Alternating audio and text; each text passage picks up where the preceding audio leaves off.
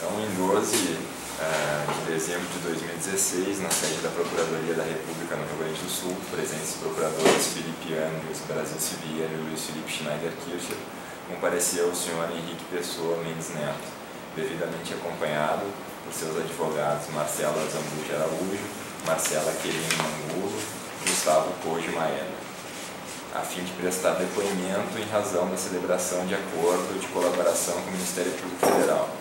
Nesse momento, todos os presentes são cientificados da proibição do uso de quaisquer instrumentos de gravação ou registro de áudio ou vídeo próprios e declaram não estar fazendo uso oculto ou simulado de qualquer equipamento, sob as penas da lei. Observadas todas as cautelas de sigilo determinadas e atendendo os ditames da Lei 12.850, notadamente quanto ao dispositivo disposto nos artigos 4º e 7º, eu pergunto ao seu Henrique Pessoa Mendes Neto se os advogados aqui presentes são defensores legalmente constituídos e nomeados pelo senhor para assisti-lo. São. Nesse ato. O senhor renuncia ao direito ao silêncio, reafirmando o compromisso legal de dizer a verdade? Sim. O senhor pretende colaborar de forma efetiva e voluntária com as investigações e processos criminais nos termos firmados com o Ministério Público Federal? Sim.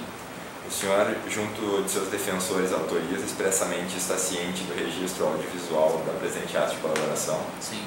O senhor está ciente de que os efeitos da colaboração premiada dependem de um ou mais resultados previstos no artigo 4º da Lei 12.850 de 2013? Assim como ele foi alertado a respeito do outro áudio, o vídeo, o senhor tem conhecimento dos efeitos do acordo, dos efeitos necessários para que a delação premiada seja válida? Sim. O senhor sabe que tem que identificar os demais coautores e partícipes da organização, bem como indicar as infrações que o senhor tem conhecimento, revelar a estrutura hierárquica e a divisão das tarefas da organização, bem como tentar reprimir e prevenir a novas infrações. Por fim, a recuperação total ou parcial do produto ou proveito criminoso, certo? O senhor, no tocante ao anexo 1, que o tema é a montagem eletromecânica de Angra 3, o senhor pretende responder as questões que vão ser formuladas ao senhor? Sim. Então, vamos às questões. A respeito desse fato, o que o senhor se recorda, o que o senhor tem a nos dizer da montagem eletromecânica de Angra 3? Que data que ocorreu, qual foi o objeto e a quem seria direcionado a esse contrato? O contrato de manutenção, de montagem de Angra 3, ele tem início mais ou menos em 2009, né? A Odebrecht tinha interesse, como falei anteriormente, no segmento nuclear, um segmento que a Odebrecht está presente desde 1972. Ela não é uma aventureira, ela tem uma expertise, tem uma história em cima desse segmento, e era interesse nosso de nos mantermos nele, com uma equipe qualificada, e o objetivo maior também era renovar essa equipe.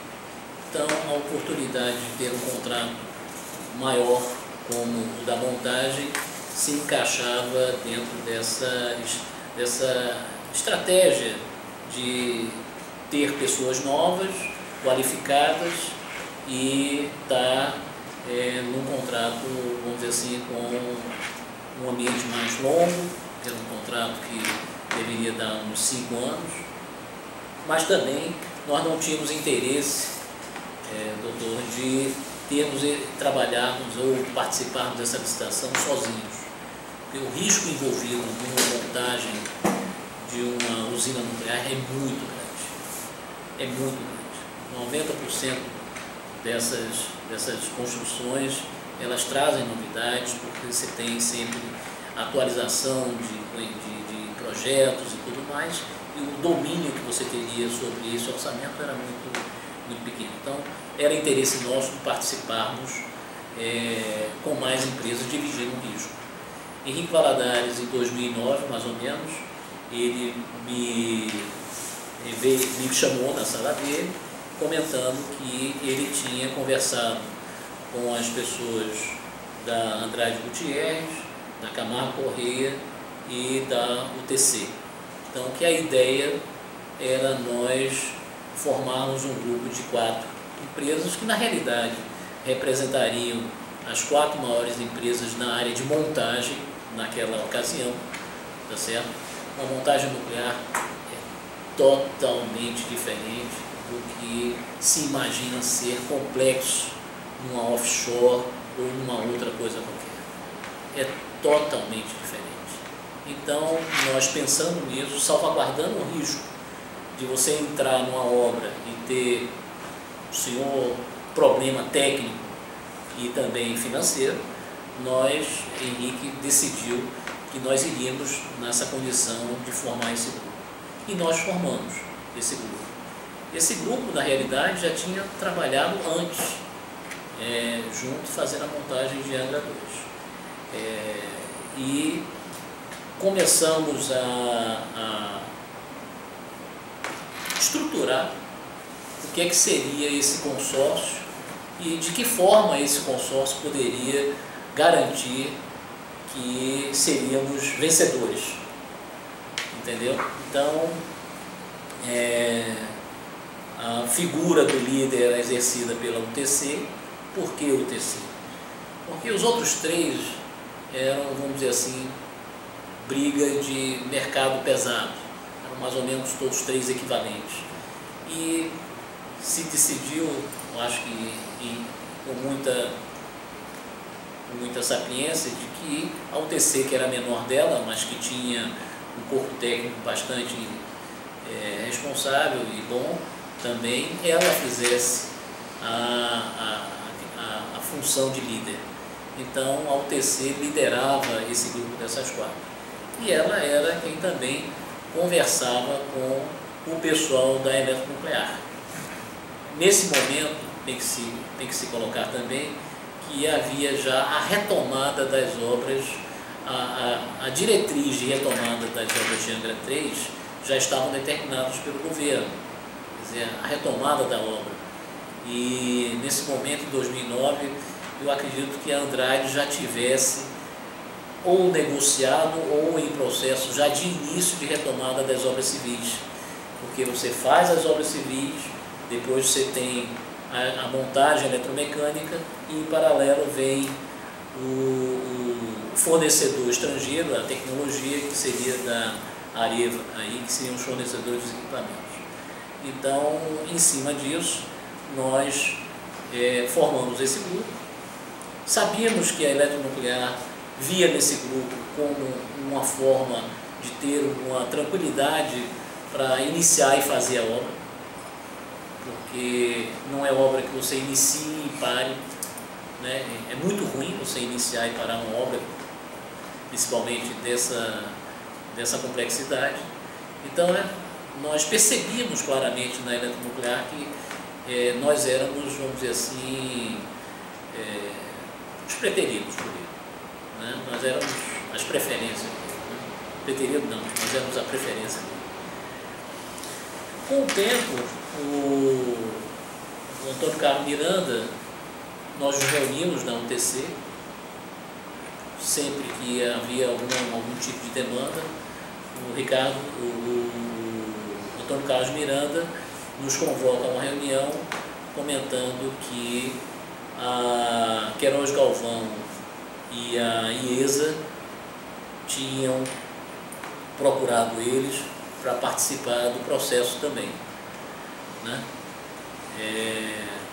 Na Queiroz Galvão era na figura do Zé Arnaldo, tá certo? E da IESA era o Valdir, eu acho que era o Valdir. Eles queriam participar e disseram o seguinte: olha, se nós não participarmos do grupo com vocês, tá certo? Nós vamos aí entrar numa disputa que todos vão perder.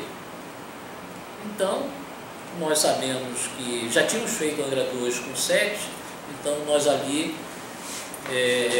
faríamos Angra 3 com 6. E foi assim que se tornaram os 6. Nós percebíamos também, nós tínhamos o Miranda, né, e trazia a informação que a Queiroz Galvão era uma empresa que o presidente Otton também queria colocar no processo, né? Então, claramente, a gente viu que a gente ia bater de frente no muro, porque se o cliente também queria contemplar e estava claramente colocado ali... Por que havia essa preferência pela Queiroz Galvão? Olha, não sei lhe dizer tecnicamente nenhum, não teria nenhuma razão técnica, porque a Queiroz Galvão era um new player, era uma empresa que estava entrando nesse processo de nuclear, do mercado nuclear ali. Ele não tinha nenhuma história anterior que o colocasse como uma empresa que tivesse uma diferenciação a agregar e trazer conforto para o contratante, vamos chamar assim, da eletronuclear, né? Os outros não, os outros tinham um histórico no segmento. Quais as outras que tinham um histórico? O senhor pode mencionar o nome das empresas? Sim, tinha um histórico a Odebrecht, a Andrade, que participou da montagem Angra 2, a Camargo, a Tequinte, a EB, e também você tinha alguma outra empresa, você tinha a Carioca. Eu sei que ela tinha uma experiência anterior, porque ela tinha trabalhado no segmento nuclear em Resende, né, onde nós trabalhamos também, né? E tinha também a própria Inepar, que tinha participado de Angra 2. A Inepar não existia mais. A Inepar já estava sob a intervenção da IESA. Por isso que a Queiroz Galvão se associou com a IESA, entendeu? E deve ter tido algum tipo de discussão ou entendimento com a eletronuclear, entendeu? Então nós vimos que não aceitarmos era o pior, era a pior alternativa, entendeu? Então o grupo que era de 4 passou a ser de 6, né? Isso tudo aconteceu, doutor, depois da audiência pública, tá certo? E mesmo antes da publicação do edital de pré-qualificação, tá certo? Então nós já éramos nessa condição. Mesmo também antes do edital de pré-qualificação, para surpresa nossa, não surpresa, porque vieram também querer participar do processo a EB e a Tequinte. A EB, apesar de ser a menor de todas as empresas, era que na realidade tinha uma qualificação, a maior qualificação técnica de todas, porque a EB, a Odebrecht tinha feito a construção civil de Angra 1, tinha feito a construção civil de Angra 2, tinha feito a construção de cascatas de enriquecimento em Resende, já tinha participado de uma série de obras no segmento nuclear, mas não tinha de montagem. A primeira nossa de montagem foi em Angra 2. Mas a EB tinha participado em Angra 1, junto com a Westinghouse. Então, ela tinha uma qualificação e um corpo técnico diferenciado, o que propiciaria ela, praticamente, por atestação, fazer a obra sozinha, mas não por capacidade hoje, na época mesmo, de pessoas, de recursos humanos e ou até mesmo um suporte financeiro, porque as pessoas que trabalhavam na época em Angra 1 e Angra 2, na EB, já não estavam mais. Então, passamos a ser 8 nesse momento. E o diálogo com com o pessoal da eletronuclear era feito porque para a eletronuclear esse grupo representaria a tranquilidade de que teria capacidade técnica para fazer frente ao desafio de fazer a obra, mas com erro, né? Então, os detalhes de pré-qualificação, os requisitos de pré-qualificação foram, de uma certa forma, vamos dizer assim, discutidos e elaborados com participação de pessoas da eletronuclear.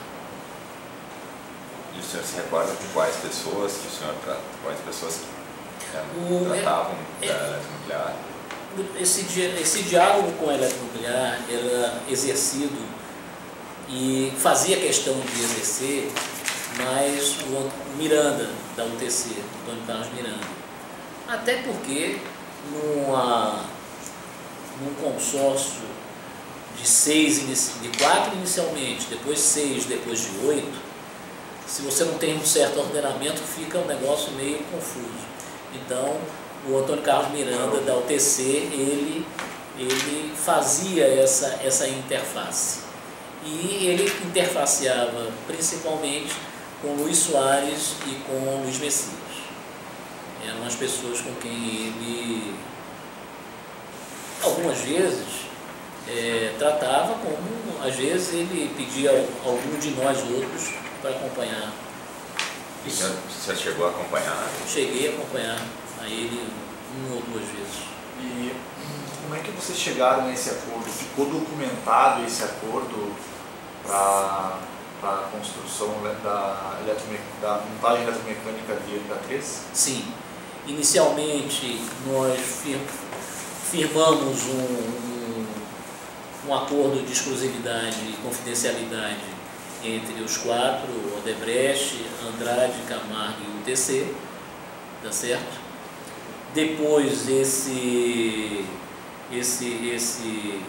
acordo ele foi ampliado, tá certo? Para a inclusão da Queiroz Galvão e da IESA, tá certo? Esse acordo foi assinado, eu inclusive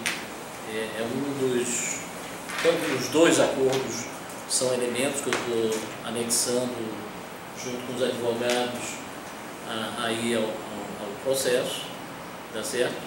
O acordo com as 8, né, nós já tínhamos a informação, doutor, que haveria por parte da eletronuclear restrição do número de empresas por consórcio, né?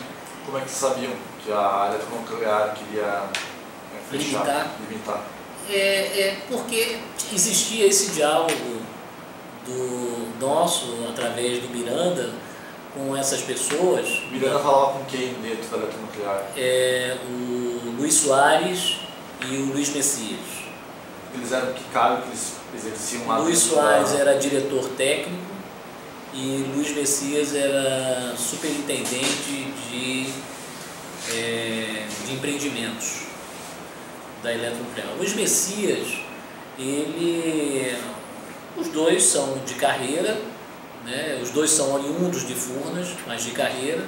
Com a criação da eletronuclear, eles foram para a eletronuclear, e Luiz Messias tinha essa função de diretor superintendente da área de empreendimentos há muitos anos, né? Uma posição, vamos dizer assim, quase que o imediato do diretor técnico.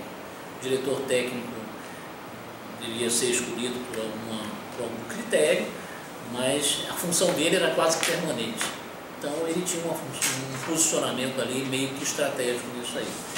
Então, e ele já era conhecido do Miranda e de nós todos de Angra 2.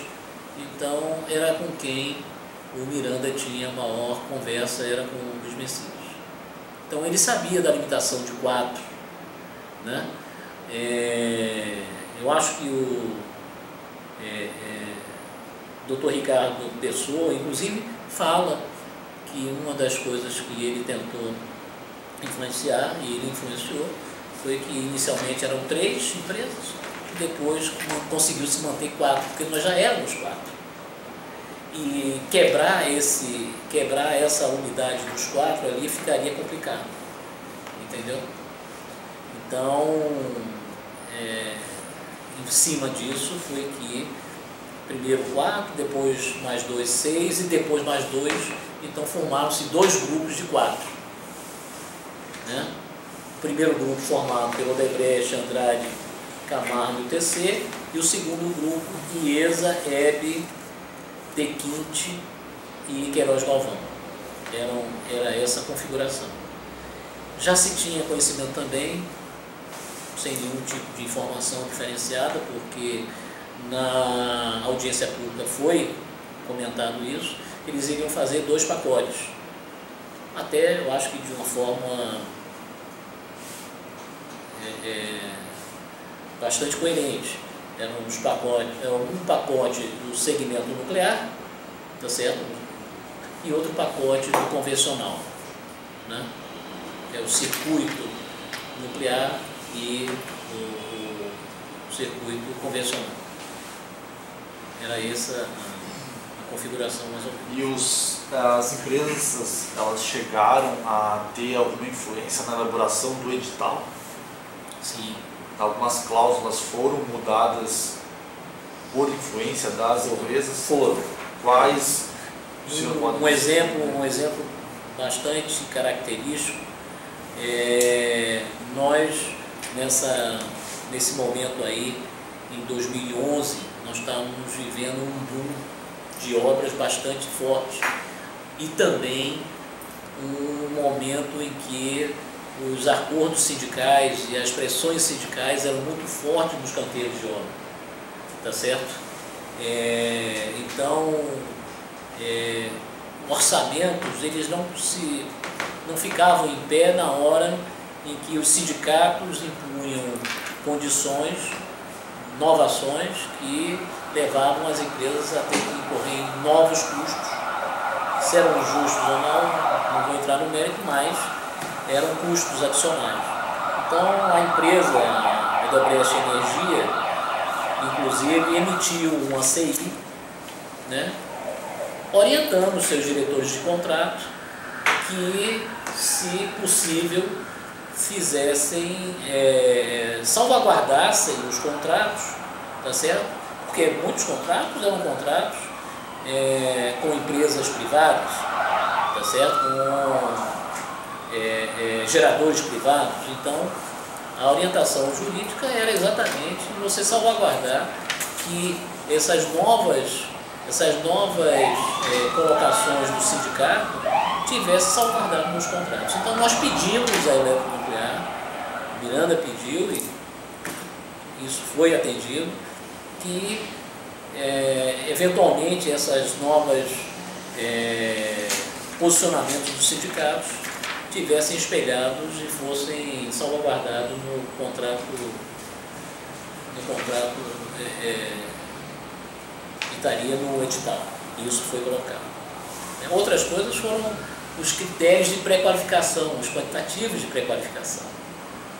Eu sei que você não pode botar quem está habituado a fazer obra de construção de residência para fazer usina nuclear, mas você tem que ter pré-qualificação. Isso é natural que tenha pré-qualificação, mas a pré-qualificação aí, em questão aí foi feita onde arranjos, onde estudos, ensaios foram trabalhados em conjunto com a Eletronuclear, de forma que permitisse que aquele grupo de 4 e 4 se pré-qualificasse.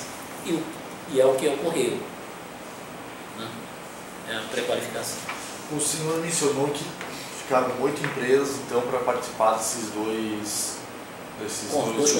consórcios, né? O senhor sabe mencionar quem que eram os representantes de cada empresa? Sei, eu tenho bem claramente na memória, porque isso não foi... Fazia uma representação para poder direcionar a licitação? Sim. No caso da Odebrecht, era a minha figura. No caso da Andrade Gutierrez, Gustavo Botelho. No caso da Camargo Correia, era Luiz Rogo, inicialmente. Depois, a partir de setembro de 2013, passou a ser Luiz Carlos Martins. Da UTC sempre foi o Antônio Carlos Miranda, tá certo? Na EB, chamava-se Arci Mota Paiva. Eu já o conhecia antes, ele é antigo, é um dos que trabalhou em Angra 1, montando Angra 1. Arci é falecido. Arci depois foi substituído por Paulo Massa, tá certo? Na Queiroz Galvão nós tínhamos José Arnaldo, depois tivemos Odon, Odon Davi, se eu não me engano. Na T-Quinte nós tínhamos o Guilherme Pires, que eu já o conhecia também, e na IESA eu não conhecia, era acho que Valdir. O senhor mencionou que houve o motivo pelo qual teria essa união para poder ajustar a licitação, que houve uma rusga interna da IESA. O senhor poderia mencionar qual que foi esse motivo para poder fazer esse direcionamento? Não, na realidade, o que aconteceu não foi, eu diria que não foi nem rusga, né? Como os itens de pré-qualificação, eles foram conversados com a Eletronuclear para que as empresas se qualificassem, entendeu? O que aconteceu foi que, quando saiu o edital de pré-qualificação, dentro daquilo que se tinha conversado, realmente, tá certo? O pessoal da IESA tinha cometido um erro de conta. Num dos indicadores financeiros, índices de liquidez corrente ou liquidez geral, o engenheiro ou a pessoa da IESA que verificou esse índice dela, ele errou a conta. E quando se verificou que a conta estava errada e ele não atendia mais ao edital, né, dissemos, olha, você não se qualifica, né? E a não qualificação dele individual levaria à não qualificação geral do grupo, do segundo consórcio. Entendeu? Então, eu diria até que de uma forma, para mim foi surpresa, a IESA ainda tentou, por vias administrativas, porque era uma coisa, o erro era uma questão só de decimal, de arredondamento. Entendeu? Mais um erro, né? E aí a IESA tentou, através do processo de perguntas, existe essa pergunta lá, tá certo? Critério de arredondamento, tentou administrativamente junto à Eletronuclear se manter no processo, mas ele não se manteve. E aí ele pediu para sair. Aí nós, em reunião, né, IESA, você não se qualifica. Aí ele viu que não tinha mais saída, saiu. E onde é que eram feitas essas reuniões? Essas reuniões, de uma forma geral, eram feitas da UTC. Que local? Era a sede da UTC na Nilo Peçanha, acho que é 50, ali no centro do Rio de Janeiro. Na sede da UTC no Rio. E elas eram esporádicas? De quanto tempo elas ocorriam? Eram esporádicas, dentro da necessidade de alguma demanda do estudo de obra, do estudo do orçamento, requeria alguma reunião, essa reunião já acontecia. E as reuniões com a Eletronuclear eram feitas aonde? As reuniões com a Eletronuclear, o Cacá, às vezes, o Antônio Carlos Miranda, desculpe, o Antônio Carlos Miranda às vezes ia na própria Eletronuclear, mas eu acredito que ele tivesse as conversas com o Messias ou com o próprio Luiz em algum restaurante, em algum outro lugar. O senhor sabe dizer Não. qual restaurante pode ser? Olha, Vocês costumavam frequentar? o Messias frequentava muito o Ninho, né? O Ninho era o Ninho, o restaurante Ninho era muito frequentado pelos Messias. Eu estou com um restaurante aqui que Luiz